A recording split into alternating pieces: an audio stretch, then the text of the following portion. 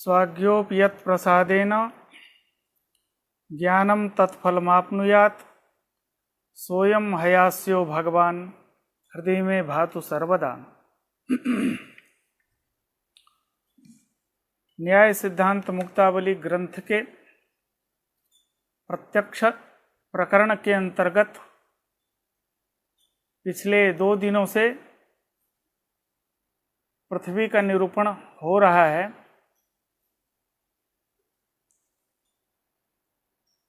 पृथ्वी के 2 विभाग हैं, एक नित्य पृथ्वी है और दूसरा अनित्य पृथ्वी है। नित्य पृथ्वी परमाणु स्वरूप है और अनित्य पृथ्वी कार्य रूप है। और वह कार्य रूप पृथ्वी भी 3 प्रकार की होती है, शरीर, इंद्रिय और विषय के भेद से। इसका निरूपण कल तक हुआ है। अब जो 3 प्रकार के अनित्य पृथ्वी हैं उनका वर्णन यहाँ से होगा। यो निजादि भवेद देहम इंद्रियम घ्राण लक्षणम विषयो द्वेणुकादिश्च ब्रह्मांडांत उदाहरितः।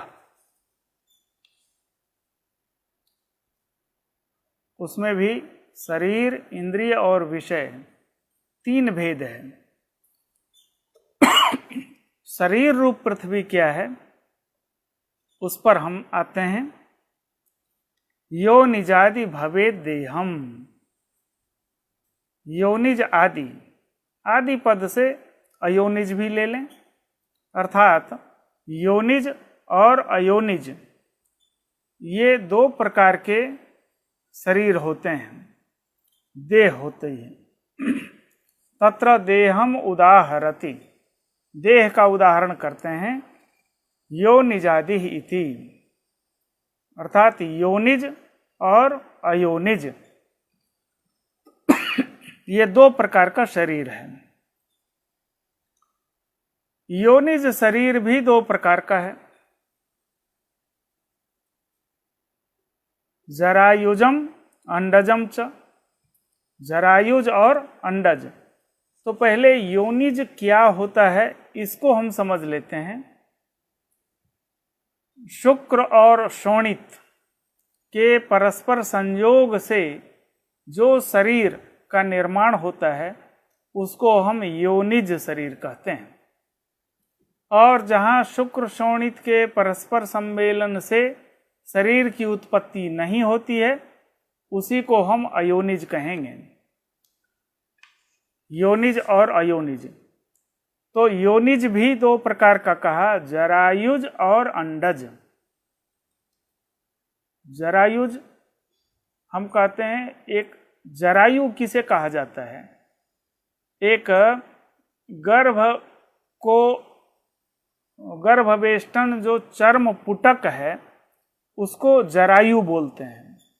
और उसमें जो जीव उत्पन्न होता है उसको हम जरायुज कहते हैं। प्रायः हम लोग देखे हैं गाय को बच्चा होते हुए, और गाय को जब बच्चा होता है तो उसका बच्चा एक चर्म पुटक में बंद होता है।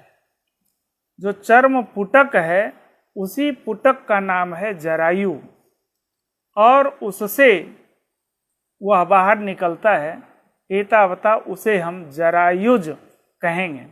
ऐसे मनुष्य का भी शरीर होता है, पशुओं का भी शरीर होता है। जरायुजम मानुषादि नाम, मनुष्य आदि, आदि से हम पशु, मृग इन सब को ले सकते हैं। और अंडजम, अंडे से जिस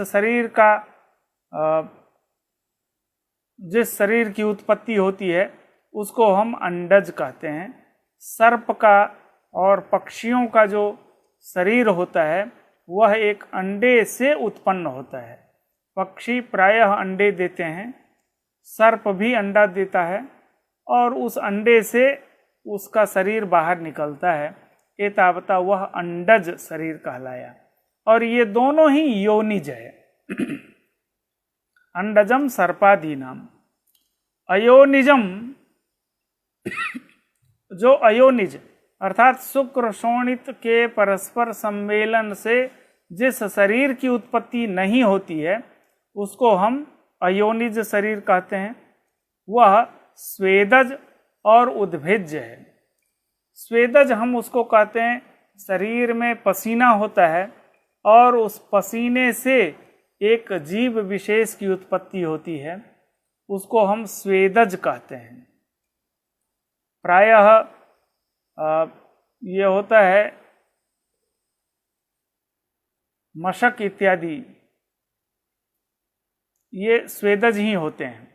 और उद्भिज हम ये कहते हैं जो पृथ्वी को फोड़ करके, पृथ्वी के भाग का उद्भेदन करके जो शरीर उत्पन्न हो उसे हम उद्भिज शरीर कहते हैं। तो स्वेदजाः कृमिदंशाद्या, स्वेदज शरीर है कृमि का, दंश का, ये सब स्वेदज शरीर कहलाते हैं। और उद्भिजाः तरुगुल्माद्या, वृक्ष हम बीज का वपन पृथ्वी में करते हैं और उस बीज से अंकुर निकलता है। जब अंकुर निकलता है वह पृथ्वी का उद्भेदन करके पृथ्वी से वह बाहर निकलता है, उसका अंकुर, और वह एक विशाल वृक्ष का रूप ले लेता है। इसी तरह लता पत्र इत्यादि भी जो होते हैं वह सब के सब उद्भिज शरीर के अंतर्गत आते हैं। उद्भिजाः तरुगुल्माद्या। नारकीणाम शरीरमपि अयोनिजम। दो प्रकार के शरीर की अवधारणा है, योनिज और अयोनिज। योनिज शरीर बतला दिया, अयोनिज शरीर भी बतलाया। उस अयोनिज शरीर में एक और उसमें जोड़ रहे हैं जो नारकीय शरीर है। नरक किसको कहते हैं? नरक कहते हैं यमपुरी। और यमपुरी में जो हो तत्र भवाः नारकीणः तेषां नारकीणाम शरीरम अयोनिजम। तो नारकीय जो शरीर है वह भी अयोनिज है। अब यहाँ प्रश्न होगा, एक कहावत है, एक सिद्धांत भी है, योनिम बिना न शरीरम। योनि के बिना शरीर की उत्पत्ति नहीं होती है, फिर नारकीय शरीर है अथवा देवताओं का जो शरीर है वह अयोनिज कैसे हुआ? इसके लिए समाधान है यहाँ जो योनि पद है वह कारण परक है, अर्थात किसी न किसी कारण से जो शरीर उत्पन्न हो उसको हम योनिज कह सकते हैं। और अयोनिज शरीर जो है वह किसी भिन्न कारण से उत्पन्न हुआ हो उसको हम योनि पद को हम कारण परक मान करके इसकी व्याख्या हम कर सकते हैं। तो नारकीय जो शरीर है, देवताओं का शरीर है, वह अयोनिज शरीर है। यहाँ हम ये कहेंगे कि जो ब्रह्मा के पुत्र हैं वह मानस पुत्र कहे जाते हैं। ऐसे नारद इत्यादि जो हैं देवर्षि और अन्य ऋषियों की उत्पत्ति जो हुई है ब्रह्मा के मानस संतान कहे जाते हैं। वहाँ कोई योनिज शरीर नहीं है, अपितु संकल्प मात्र से उनके 10 पुत्र उत्पन्न हो गए। तो वहाँ योनिज शरीर वह नहीं है, अपितु अयोनिज शरीर ही है। अब यहाँ एक जिज्ञासा हुई, मनुष्य का शरीर योनिज शरीर कहलाता है और वह पार्थिव माना जाता है। हम लोगों का शरीर पार्थिव है, लेकिन मनुष्य शरीर पार्थिव है, इसमें क्या प्रमाण है? इसी को मुक्तावली में उठाया गया है।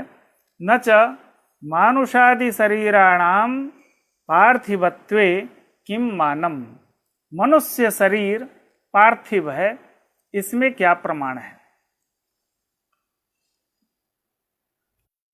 मनुष्य शरीर में गंध है और पृथ्वी गंध वाली होती है। गंधवत्वम पृथिव्याः लक्षणम, मनुष्य शरीर में भी गंध है। एतावता, मनुष्य शरीर को पार्थिव मान ले, बहुत अच्छा, लेकिन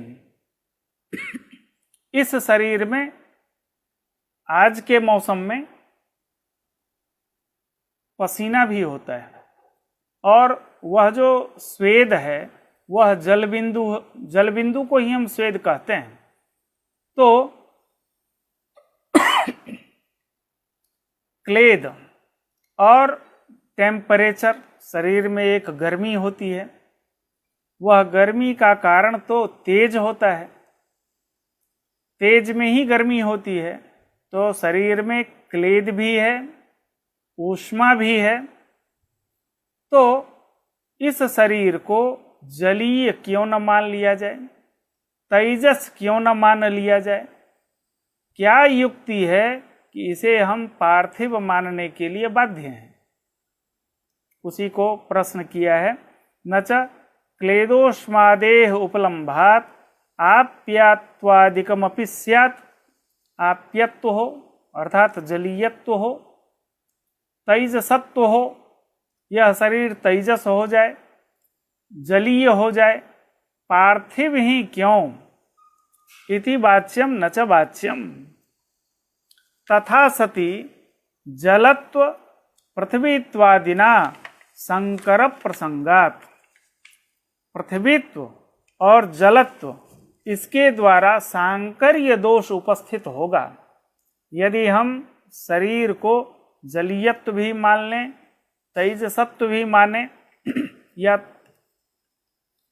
पार्थिवत्व तो मान ही रहे हैं शरीर में, तो सांकर्य दोष होगा। यह सांकर्य दोष होता क्या है? परस्परात्यंताभाव समानाधिकरण धर्मयोः एकत्र समावेशः संकरः। यह संकर तालव्य श वाला शंकर नहीं है, वह तो भगवान शिव का वाचक हो जाएगा। दंत्य स संकर, यह संकर दोष होता है।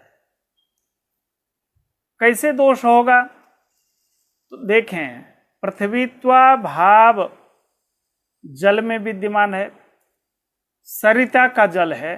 पृथ्वीत्वा भाव वाला जो सरिता का जल है, उस जल में जलत्व विद्यमान है, और जलत्वा भाववत जो घट है उसमें पृथ्वीत्व विद्यमान है, घट पृथ्वी है।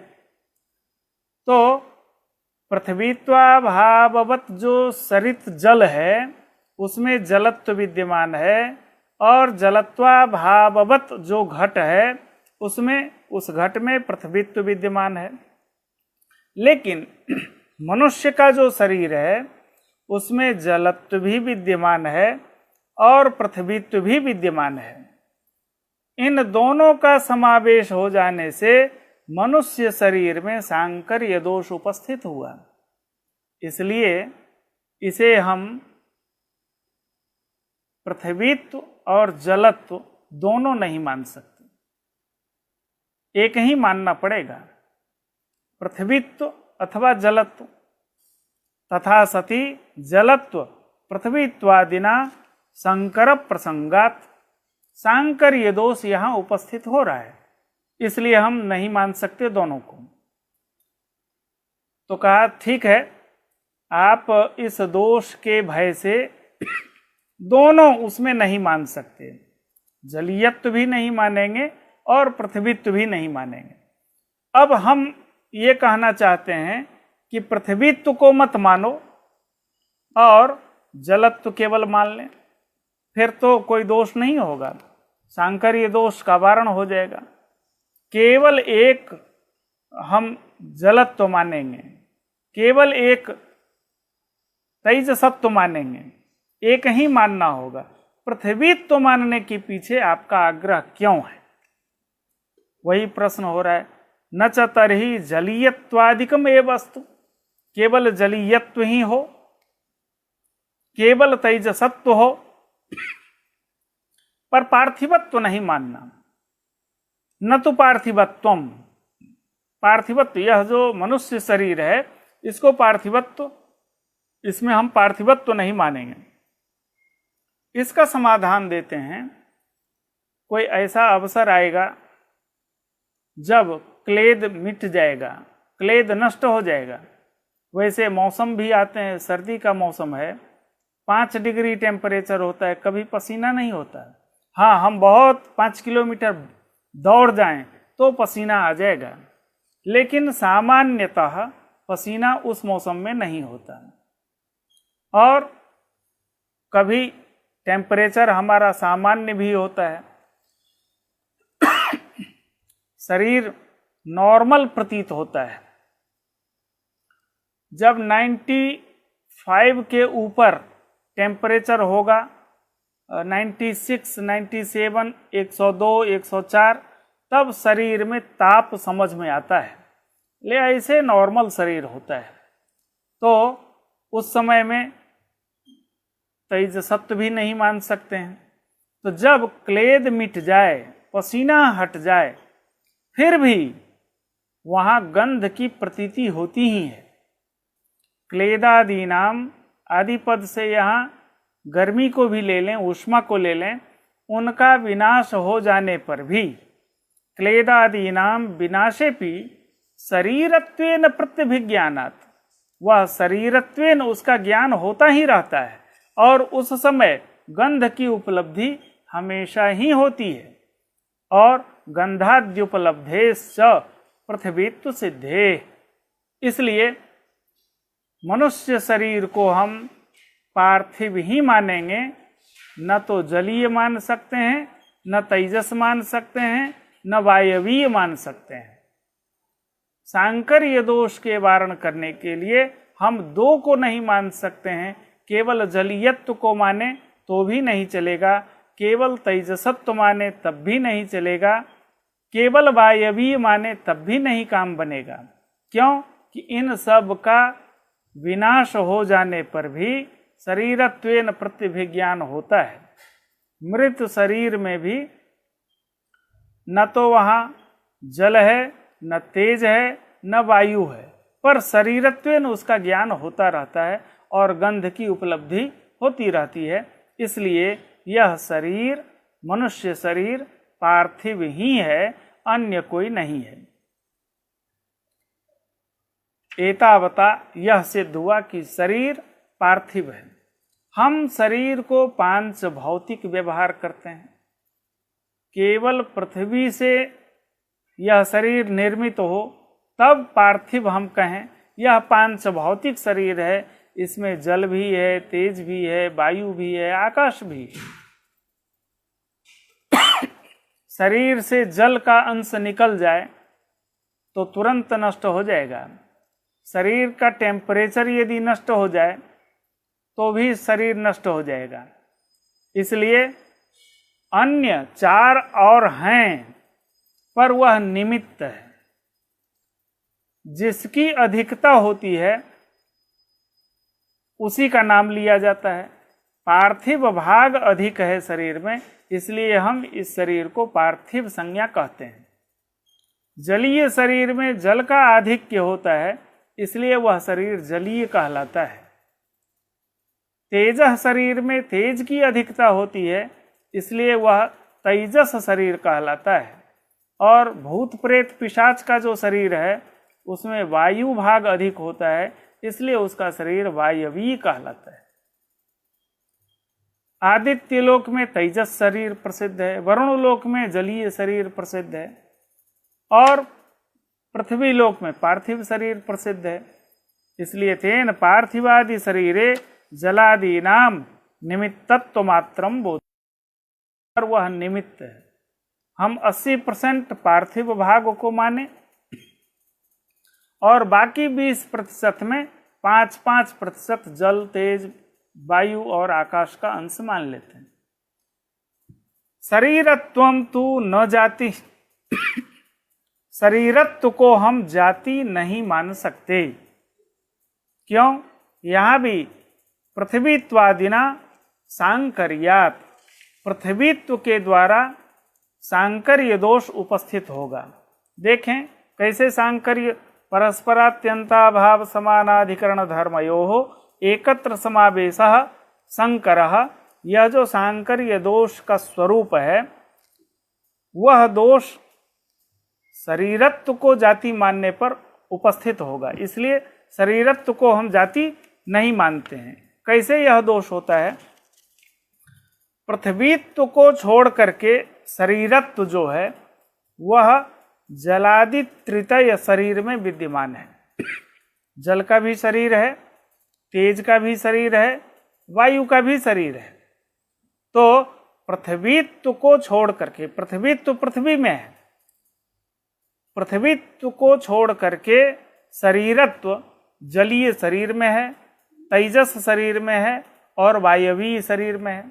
शरीरत्व वहाँ विद्यमान है। और शरीरत्व को छोड़ करके जो पृथ्वीत्व है वह घट में विद्यमान है, पट में विद्यमान है। शरीरत्व वहाँ नहीं है, अपितु पृथ्वीत्व वहाँ विद्यमान है। लेकिन मनुष्य का जो शरीर है उसमें शरीरत्व भी है और पृथ्वीत्व भी है। इसलिए परस्पर अत्यंताभाव अर्थात पृथ्वीत्वाभाववत जो जलीय शरीर है उसमें शरीरत्व विद्यमान है और शरीरत्वाभाववत जो घट है उसमें पृथ्वीत्व विद्यमान है। और दोनों का, पृथ्वीत्व का और शरीरत्व का सामंजस्य, एकत्र समावेश मनुष्य शरीर में विद्यमान है। इसलिए हम क्या कहते हैं, शरीरत्व को हम जाति नहीं मान सकते हैं। पृथ्वीत्वादिना सांकर्यात् शरीरत्वम न जाति ही। किंतु शरीर है क्या? तो कहा किंतु चेष्टाश्रयत्वम शरीरस्य लक्षणम। चेष्टा का जो आश्रय है उसको हम शरीर कहते हैं। यह चेष्टा क्या चीज है?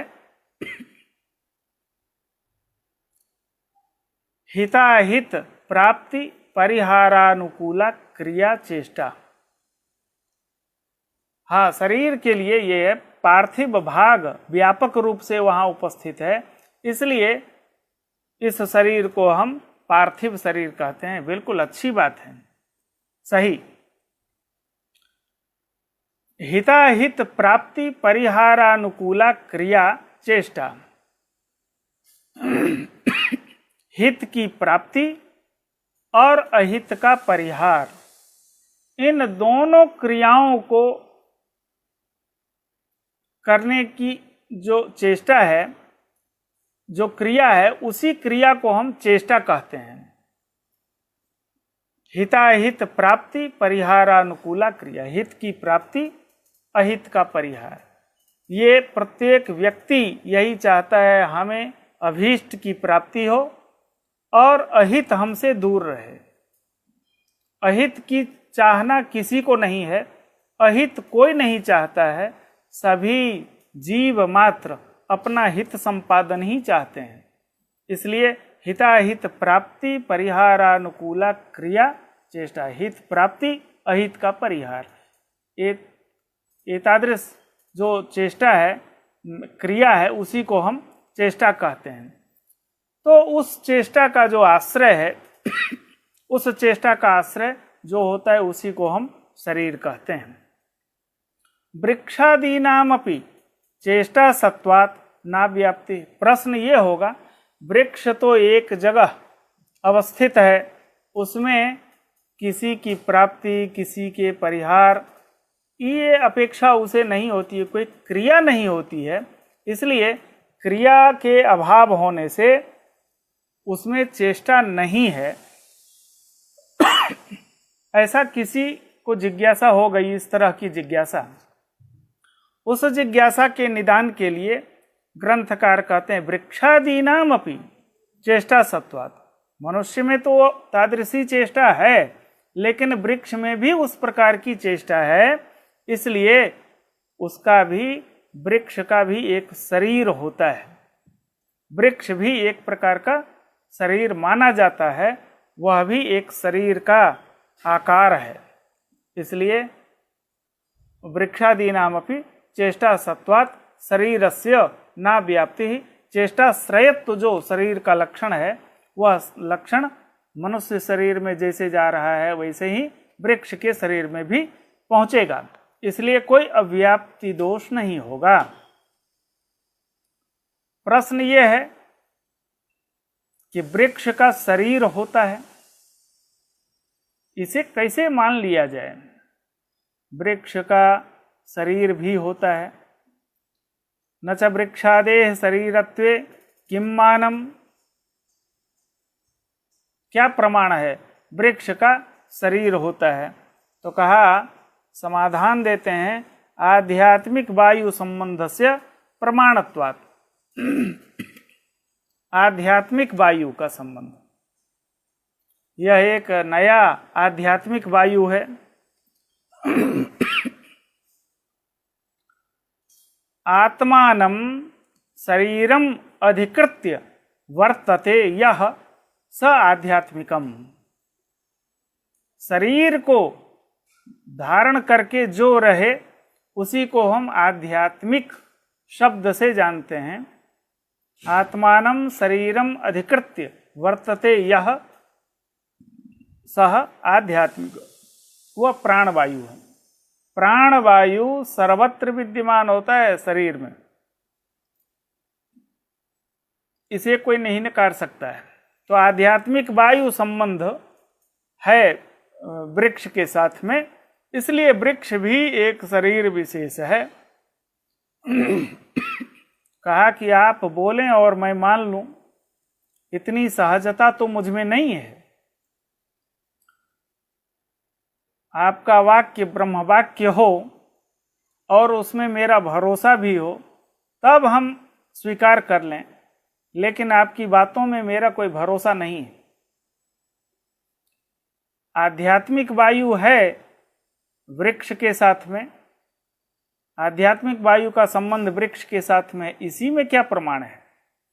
तो उसका समाधान देते हैं, तत्रैव किम मानम, अर्थात वृक्षे आध्यात्मिक वायो संबंधः अस्ति इत्यत्र किम प्रमाणम। का भग्न क्षत संरोहणादिना तदुन्नयनात्। वृक्ष को बहुधा गार्डन में और भी जगह, ऑफिस इत्यादि में हम वृक्ष का छेदन करते हैं। वृक्ष को सजा करके जहाँ रखने की बात होती है, उसके बढ़ी हुई जो शाखाएं हैं, उन शाखाओं को हम काट डालते हैं। भग्न, क्षत, छिद धातु छिदिर द्वैधी भावे, दो भाग में कर दिया, शाखा को वृक्ष से बिल्कुल अलग कर दिया। तो द्विधा विभक्त कर देने पर भी उसमें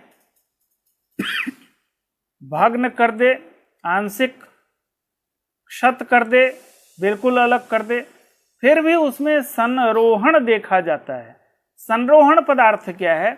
उसमें नवीन पल्लव की उत्पत्ति, नए कोमल कोमल पत्ते और नई शाखाएं निकल जाती हैं उसमें से।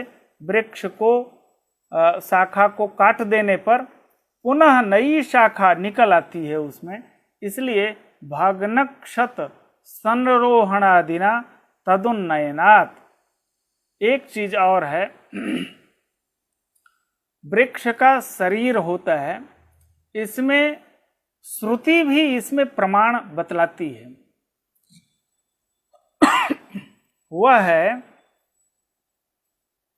श्रीमद् भागवत में भी इसका एक प्रसंग आया है, जब भगवान श्री कृष्ण को माँ यशोदा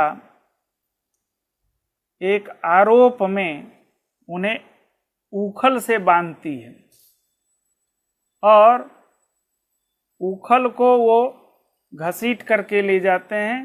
दो वृक्ष हैं उनके आंगन में, और वो दो वृक्ष वृक्ष मात्र नहीं है, वह गंधर्व हैं और शाप। नर्मदा तीर संजाता सरलार्जुन पादपाः नर्मदा तोय संस्पर्शात् ते यान्ति परमाम गतिम। नर्मदा तीर के पास में दो वृक्ष हैं, सरल और अर्जुन। ये दोनों पादप हैं, वृक्ष हैं, और उन दोनों वृक्षों की मुक्ति कैसे होती है? जो और उसने शाप दे दिया। क्या शाप मिला? स्मशाने जायते वृक्ष, जाओ तुम स्मशान में वृक्ष योनि को प्राप्त कर लो, और तुम्हारा दंड और भी है। क्या? कौवे और गीध जो मांस भक्षी पक्षी हैं, वो तुम्हारे ऊपर में निवास करेंगे, दिन रात मांस का सेवन तुम्हें देखने को मिलेगा।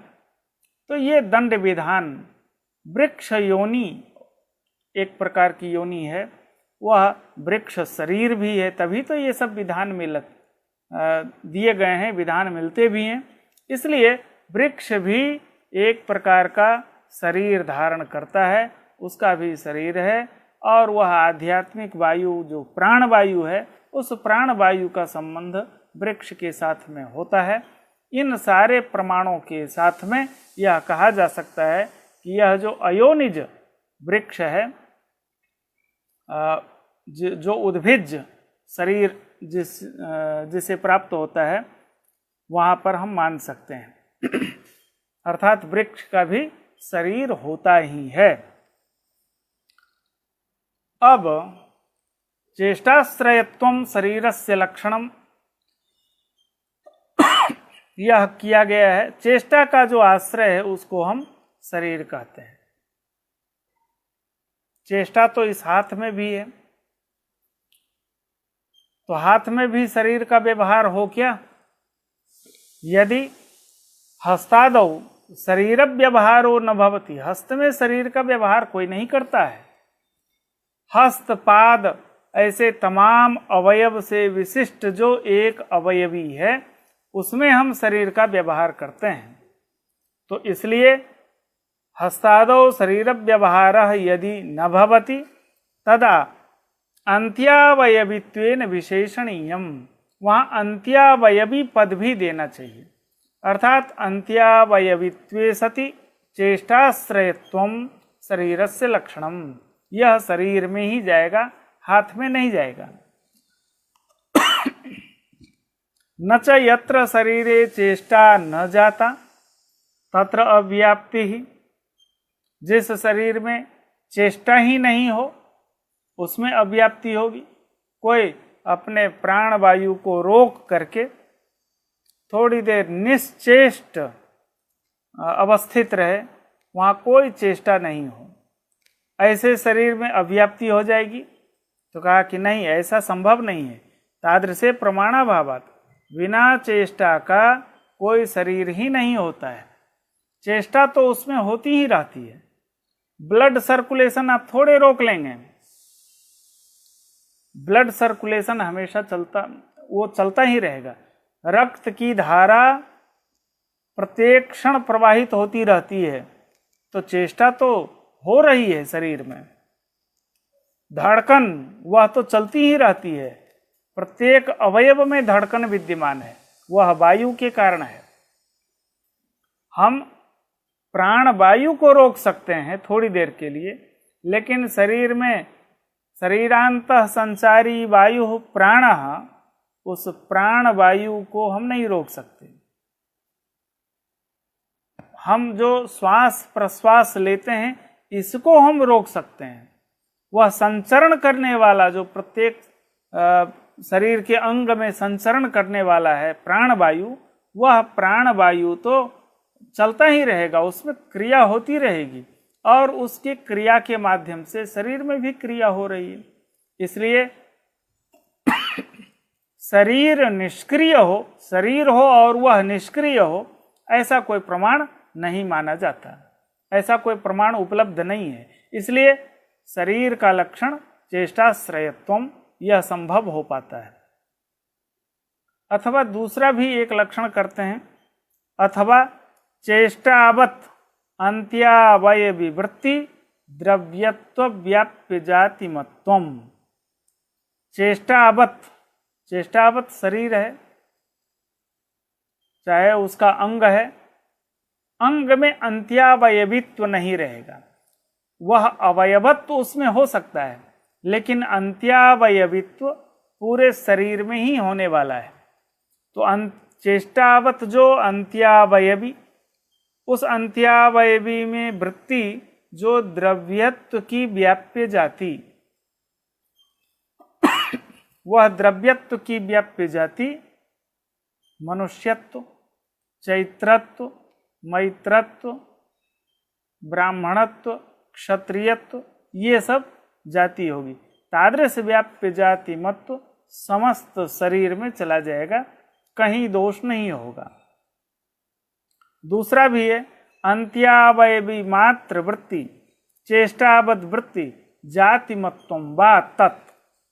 अंत्यावयवी मात्र में रहने वाली और चेष्टावत वृत्ति जो जाति, तादृश जाति मत्व भी उसका लक्षण है।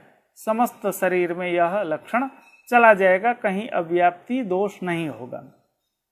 मानुषत्व चैत्रत्वादि जाति मादाय लक्षण समन्वय, समस्त लक्षण समन्वय हो जाएगा। अब यहाँ एक जिज्ञासा हो गई कि नृसिंह शरीर में लक्षण कैसे जाएगा?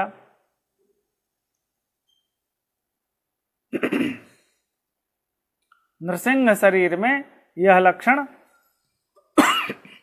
कैसे जाए? न च नृसिंह शरीरे कथम लक्षण समन्वय तत्र नृसिंहत्वस्य एक व्यक्ति वृत्तितया जातित्वाभावात्। एक व्यक्ति मात्र है, नृसिंह तो एक ही हुए, जो एक दैत्य से, हिरण्यकशिपु नामक दैत्य से रक्षा करने के लिए उसी का पुत्र प्रहलाद, उसकी सुरक्षा व्यवस्था बनाने के लिए नृसिंहावतार हुआ।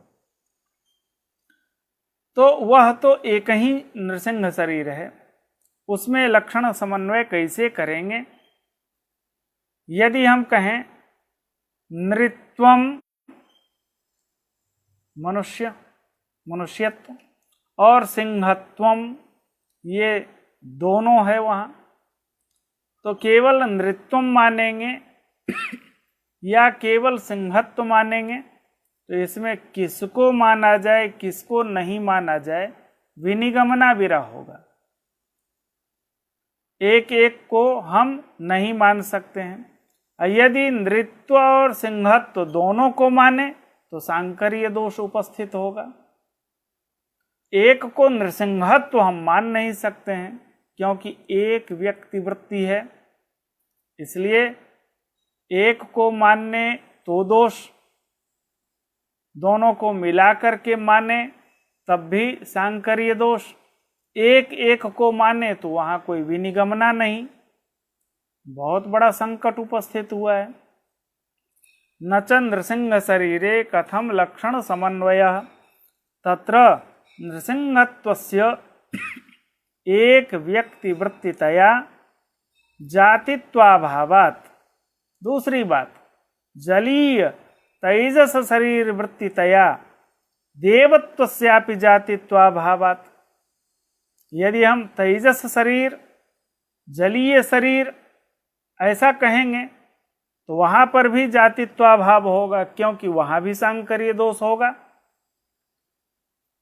इसलिए वहां पर जातित्वाभाव होने के कारण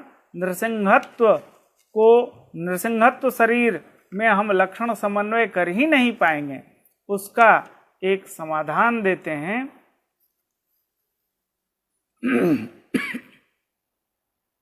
हम कल्प भेद से नाना नृसिंह शरीर की कल्पना करें। एक कल्प में एक नृसिंह का अवतार हुआ, ऐसे कई एक कल्प होते हैं और प्रत्येक कल्प में एक राक्षस पैदा होता है, एक प्रहलाद पैदा होता है, एक नृसिंह का भी अवतार होता है। ऐसे अनंत नृसिंह हो गए। तो कल्प भेदेन नृसिंह शरीरस्य नानात्वेन, नृसिंह शरीर में नानात्व आ गया, इसलिए नृसिंहत्व जात्या लक्षण समन्वयात, अब कोई क्लेश नहीं मिलेगा, नृसिंहत्व जाति के रूप में हम लक्षण समन्वय कर लेंगे। यह तो शरीर की विवेचना हुई। अनित्य पृथ्वी के 3 भेद, शरीर, इंद्रिय और विषय। शरीर का निरूपण यहाँ संपन्न हुआ। इंद्रिय का निरूपण करते हैं। इंद्रियम इति घ्राणेन्द्रियम पार्थिवम, पार्थिव इंद्रिय जो है वह घ्राण है।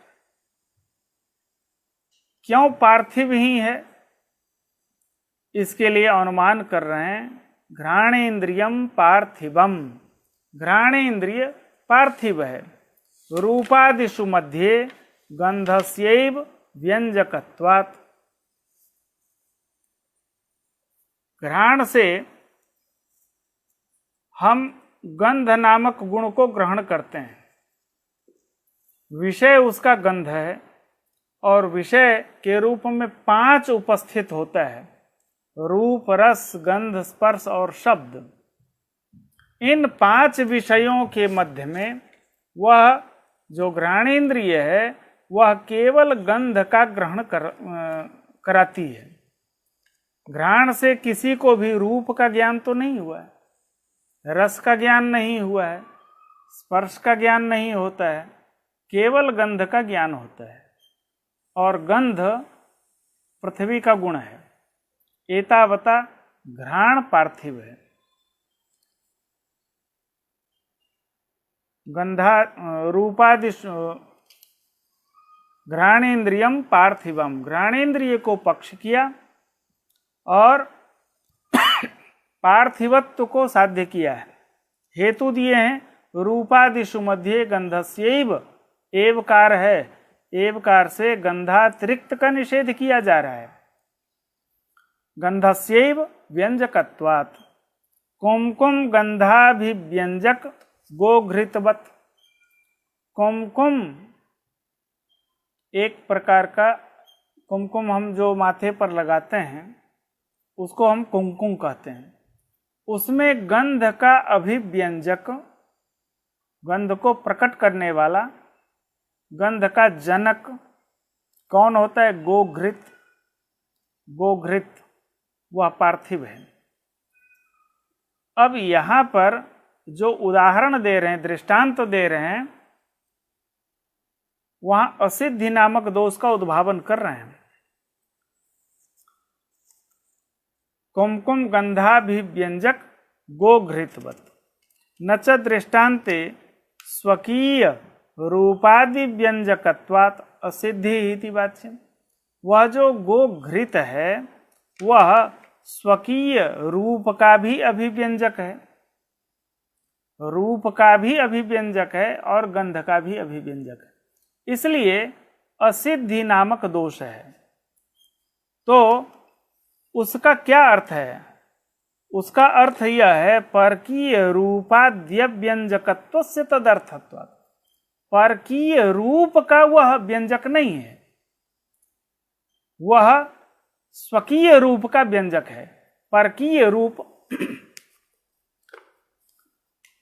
परकीय रूपाद्य व्यंजकत्वस्य तदर्थत्वात्, वह परकीय जो रूप है, दूसरे का रूप, कुमकुमातिरिक्त जो रूप है, उस रूप का वह अभिव्यंजक नहीं है, यही उसका तात्पर्य है। न च एवं, यदि ऐसा कहते हैं तो नव शराब गंध व्यंजक जले अनैकांतिकत्वम। नव शराब, नया जो मिट्टी का बर्तन है, मिट्टी का एक बर्तन होता है गोला सा ऐसा, उसको हम शराब बोलते हैं। नव शराब गंध व्यंजक जले, वह जो मिट्टी का बर्तन है उसमें जब हम जल डालते हैं पहली बार तो उसमें एक गंध की प्रतीति होती है। उस जल में अनैकांतिक दोष उत्पन्न होगा। तो क्या होगा? अनैकांतिकत्वम इति वाच्यम न च वाच्यम। वह अनैकांतिक तब होता जब केवल मिट्टी के बर्तन में जल, जो जल का प्रक्षेप करते हैं वह गंध का ही अभिव्यंजक हो, केवल गंध का अभिव्यंजक हो, तभी वह अनैकांतिक दोष का भागी होगा। लेकिन वह जो जल है वह सत्तू के रस का भी अभिव्यंजक है। सत्तू में जब हम जल डालते हैं तो उस सत्तू में जो रस की प्रतीति होती है, सूखा जो भाग है, उसको जब हम ग्रहण करते हैं तो उसमें रस की प्रतीति भिन्न होती है। और जल मिलाकर के सत्तू को हम जब ग्रहण करते हैं तो उसमें रस की प्रतीति भिन्न होती है। तो सत्तू रसाभिव्यंजकत्वात्, सत्तू रस का भी वह अभिव्यंजक है। विशेषण सिद्धि दोष, वहां पर पहला वाला तो वह जो कुमकुम गंधाभिव्यंजक गोघृतवत, यहाँ तो विशेषण सिद्धि दोष का परिहार कर दिया गया। वह यही कहा कि परकीय रूपाद्य व्यंजकत्व तो उसका तात्पर्य है। तो विशेषण सिद्धि दोष तो नहीं हुआ, लेकिन नवनिर्मित जो मिट्टी का पात्र है, मिट्टी का बर्तन, उसमें स्थित जो जल है उसमें व्यभिचार हो रहा है। क्योंकि गंध तभी अभिव्यक्त होती है जब उस बर्तन में जल का प्रक्षेप किया जाता है, जल डाला जाता है।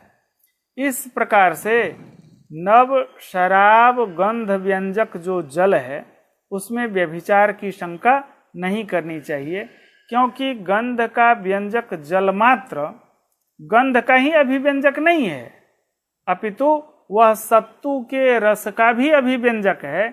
इसलिए जल में परकीय रसादि ज्ञानजनकत्वे सति विशेषण के घटित नहीं होने से व्यभिचार नहीं होगा। इस तरह से व्यभिचार का वारण कर रहे हैं।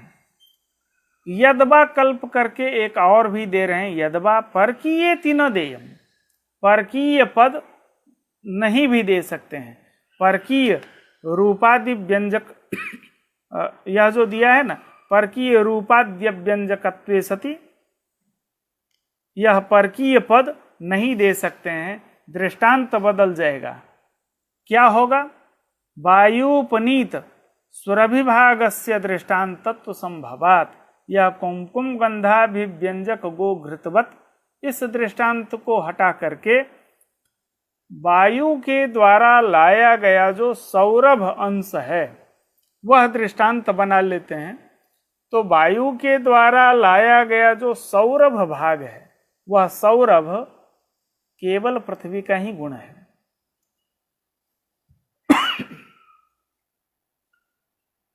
पृथ्वी का ही वह गुण होता है सौरभ, उसको दृष्टांत बना देंगे तो परकीय पद देने की आवश्यकता नहीं होगी।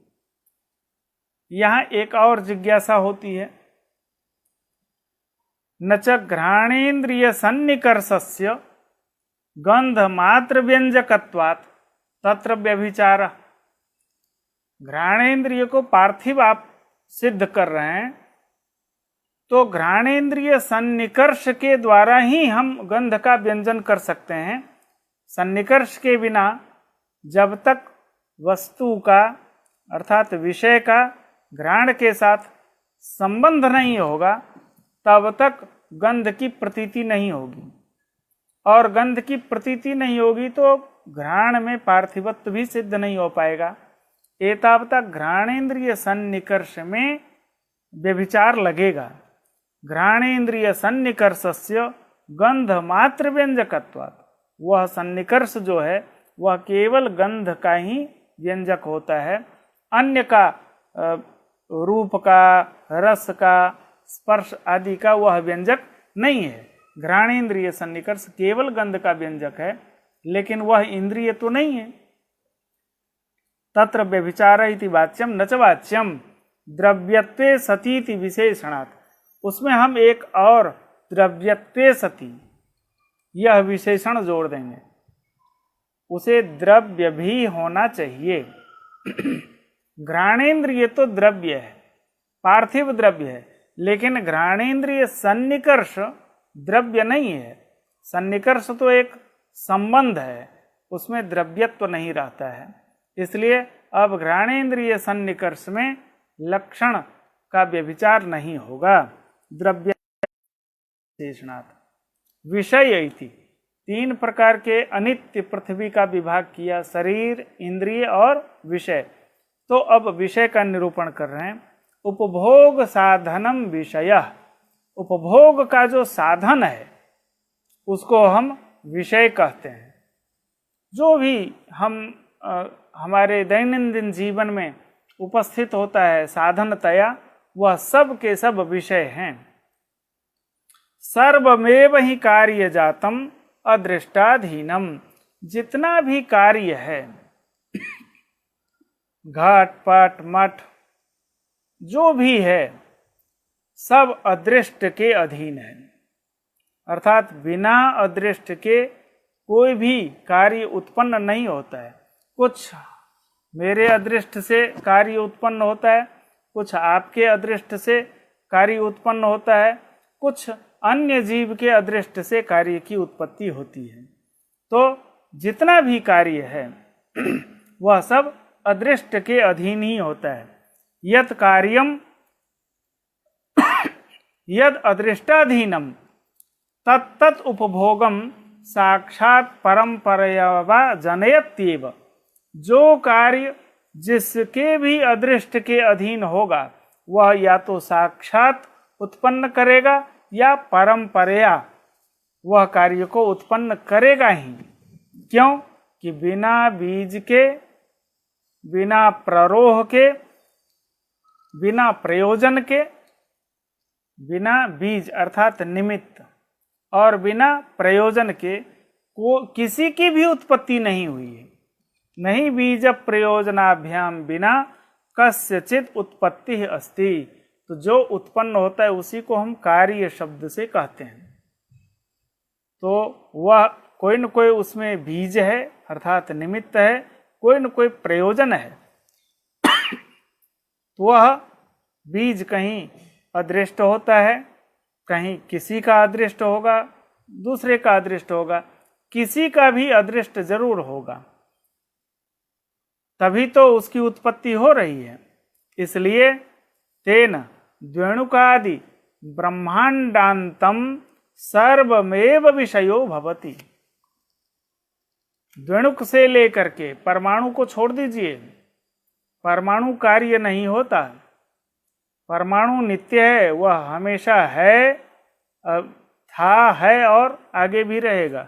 उसका विनाश नहीं होगा, न उसकी उत्पत्ति होती है न उसका विनाश होता है। इसलिए वह कार्य की श्रेणी में नहीं होगा। द्वेणुक से लेकर के ब्रह्मांड पर्यंत सब के सब विषय के भीतर आ गए। अब तो विषय के भीतर शरीर भी आ गया, इंद्रिय भी आ गया। तो शरीर और इंद्रिय भी जब विषय के भीतर है तो अनित्य पृथ्वी का एक विभाग करना था, एक नित्य एक अनित्य। नित्य परमाणु रूप, अनित्य विषय रूप। वह विषय द्वेणुक से लेकर के ब्रह्मांड पर्यंत हो ही गया। तो शरीर और इंद्रिय को विषय अलग से बतला करके इतनी माथापच्ची क्यों की? शरीर का ये योनिज अयोनिज, योनिज भी 2 प्रकार का, अयोनिज भी 2 प्रकार का, ये ऐसा। फिर वृक्ष भी शरीर है, इंद्रिय पार्थिव है, इतना प्रपंच क्यों पाले? शरीर इंद्रियोः विषयत्वेपि प्रकारांतरेण उपन्यासः शिष्य बुद्धि वैषद्यार्थः। इसका प्रकारांतर से उपन्यास करना अर्थात विषय के अंतर्गत होते हुए भी हमने शरीर का और इंद्रिय का अलग विभाग किया है और इसे काफी समझाने का प्रयत्न किया है। फिर भी प्रकारांतर से जो उपन्यास किया गया है यह केवल हमारे आपके ज्ञान की वृद्धि के लिए है।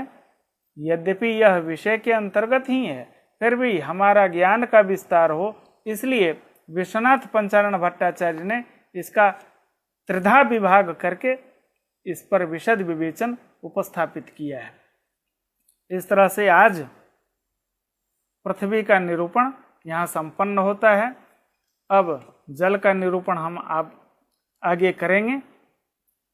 हम समझते हैं कि पाठ का जो क्रम चल रहा है यह कम नहीं हो रहा है, सही सही चल रहा है। और जैसा कि हमारा अंदाज़ा था कि 125 घंटे में यह ग्रंथ पूरा हो सकता है, तो मुझे लगने लगा है कि शायद यह मुमकिन हो कि 125 घंटे में इस ग्रंथ को पूरा किया जा सकता है।